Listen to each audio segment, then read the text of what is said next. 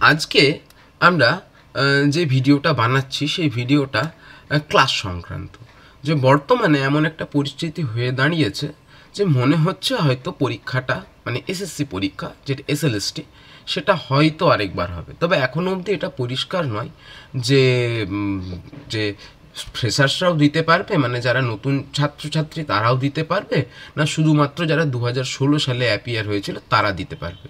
বক্তব্য হচ্ছে এটা এখনও পরিষ্কার নয়, কিন্তু একটা আমার ছোট কথা, এটা আমার পার্সোনালি মনে হয় যে আমার বক্তব্য হচ্ছে যদি যাদের চাকরি চলে গেছে, যারা নন টেন্টেড, তাদেরকে যদি সুপ্রিম কোর্ট কোনো দিন বহালও করে দেয় যে না তারা ঠিকঠাক আছে, তাদের কোনো অসুবিধা নেই, তারা ঠিকঠাক আছে, তাদেরকে চাকরি আবার তারা জয়েন করতে পারে, ঠিক আছে, তবুও কিন্তু যারা টেন্টেড তাদের পোস্টগুলো কিন্তু প্রবলেমের পোস্ট, ঠিক আছে, সেই পোস্টগুলোর জন্য কিন্তু পরীক্ষা হবে। তবে এই পরীক্ষাটাতে কারা অ্যাপিয়ার করবে সেটা এখনও ক্লিয়ার নয়, তবে সম্ভবত মনে হচ্ছে হয়তো ফ্রেশরাও অ্যাপিয়ার করতে পারবে। শুধু 2016 অ্যাপিয়ার্ড ক্যান্ডিডেটরাই যে শুধু পরীক্ষা দেবে এরকম নাও হতে পারে, এটা সময়ের ব্যাপার, কিছুদিনের মধ্যেই হয়তো পরিষ্কার হয়ে যাবে।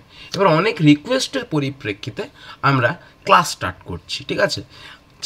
ওয়েস্ট বেঙ্গল যে এসএসসির যে 9-10 এবং 11-12 এই দুটোর জন্যই ক্লাস স্টার্ট হবে, 9-10 এবং 11-12 এই দুটোর জন্যই ক্লাস স্টার্ট হবে। আচ্ছা, এখানে 3টে সাবজেক্টকেই পড়ানো হবে, মানে বটানিও পড়ানো হবে, জুলজিও পড়ানো হবে এবং ফিজিওলজিও পড়ানো হবে। বলা ভালো এই 3 জনের জন্য কিন্তু আলাদা আলাদা 3 জন ফ্যাকাল্টি পড়াবেন, ঠিক আছে। যে বটানি আমি পড়াবো, হয়তো জুলজি আরেকজন পড়াবেন, ফিজিওলজি আরেকজন পড়াবেন, মানে এমন না যে একজনই বটানি পড়াচ্ছে, জুলজি পড়াচ্ছে, ফিজিওলজি পড়াচ্ছে, যেটা প্র্যাকটিক্যালি আমার মনে হয় যে ঠিকঠাক জিনিস নয়। হয়েছে তো, বলছি আমি ক্লাসের ডিটেলস কী কী পাওয়া যাবে, ঠিক আছে। যে প্রথম কথা, সপ্তাহে কিন্তু 3 দিন ক্লাস হবে, কারণ ওরা যা ডেট দিয়েছে 30শে ডিসেম্বরের মধ্যে পুরো প্রসেসটা শেষ করতে বলেছে। আমি ধরে নিলাম যে 30শে ডিসেম্বরের মধ্যে তারা শেষ করতে পারলো না, হয়তো তারা হয়তো শেষ করবে, হয়তো তারা হয়তো ধরে নিলাম যে ফেব্রুয়ারি মাসের মধ্যেই শেষ করলো, আমি বলছি সুপ্রিম কোর্টের রায় ছেড়েই বলছি, ঠিক আছে, ফেব্রুয়ারির মধ্যে শেষ করলো, তবুও কিন্তু পরীক্ষাটা মানে রিটিন এক্সামটা অক্টোবর থেকে নভেম্বরের মধ্যে হয়ে যাওয়ার কথা। এর মধ্যে যদি ওরা না করতে পারে, ফুল প্রসেসটা তারা ফেব্রুয়ারির মধ্যে কমপ্লিট করতে পারবে না। তাহলে সময় হচ্ছে আমাদের এই অক্টোবর টু নভেম্বর, এটা হচ্ছে আমার মোটামুটি একটা টেন্টেটিভ সময় যে এইটার মধ্যেই আশা করি পরীক্ষা হবে। বোঝা গেছে? আচ্ছা, সুপ্রিম কোর্ট তো ঘোষণা করেছে, মানে তারা রায় দিয়েছে যে 31শে মের মধ্যে তোমাকে কি করে 30শে মের মধ্যে তোমাকে কি করতে হবে, যে তোমাকে নোটিফিকেশন পাবলিশ করতে হবে, তার আগেই নিয়মাবলী সমস্ত কিছু হয়ে যাবে এবং 31শে মের হয়তো আগেই নোটিফিকেশন পাবলিশ হয়ে যাবে এবং এটা সবার প্রথম ক্লিয়ার হয়ে যাবে যে কি হবে, মানে কারা পরীক্ষা দেবে, ঠিক আছে। আমার ক্লাস ডিটেলস আমি একটু জানাই যে এখানে ক্লাসে কি কি থাকবে। তো প্রথম কথা, সপ্তাহে 3 দিন ক্লাস হবে। এই যে বললাম যে সময়ের অসুবিধার জন্য আমাদের 3 দিন করতেই হবে, নাহলে আমরা সিলেবাস শেষ করতে পারবো না।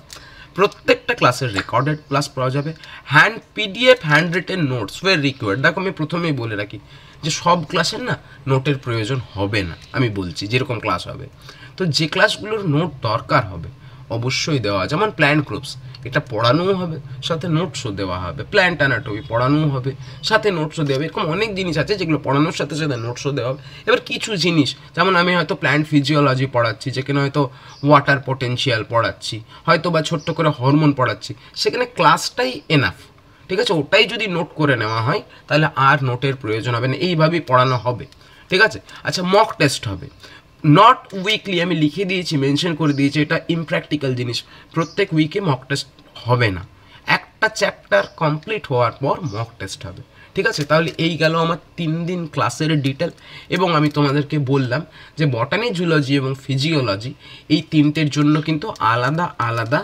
মেন্টার থাকবে, একজন সবটা পড়াবে না, হয়েছে। আচ্ছা, এটার জন্য আমি একটা এখন আপাতত 9-10 এবং 11-12 দুটোকে মিশিয়ে একটা কমন হোয়াটসঅ্যাপ গ্রুপ খুলেছি, ঠিক আছে, যে গ্রুপটার লিঙ্ক আমি ডেসক্রিপশন বক্সে দিয়ে দেবো, সেখান থেকে তোমরা জয়েন করবে, হয়েছে।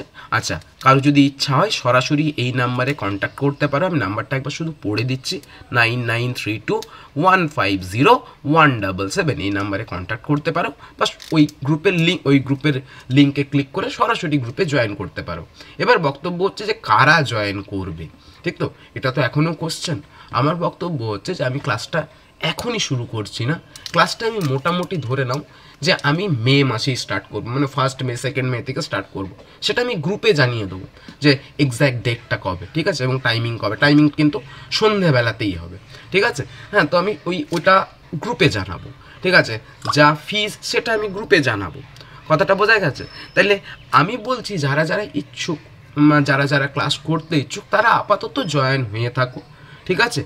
আমি ক্লাস স্টার্ট করবো মোটামুটি 1 মে কি 2 মে, মানে আমি মেয়ের কমেন্সমেন্টে, মে শুরু হওয়ার সাথে সাথে আমাদের ক্লাসটা স্টার্ট হবে, এবং তখন আমাদের কাছে পরিষ্কারও হয়ে যাবে যে কারা পরীক্ষা দিতে পারবে, কারা পারবে না।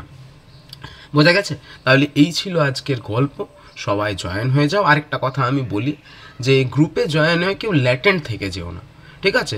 যারা ইচ্ছুক তারাই শুধু জয়েন করবে, অযথা জয়েন করো না, ঠিক আছে। যে গ্রুপে জয়েন করে থেকে গেলাম, কিচ্ছু হবে না ওটাতে। হ্যাঁ, ওটা থেকে গ্রুপ থেকে মানে নিয়ম অনুযায়ী রিমুভ করে দেওয়া হবে।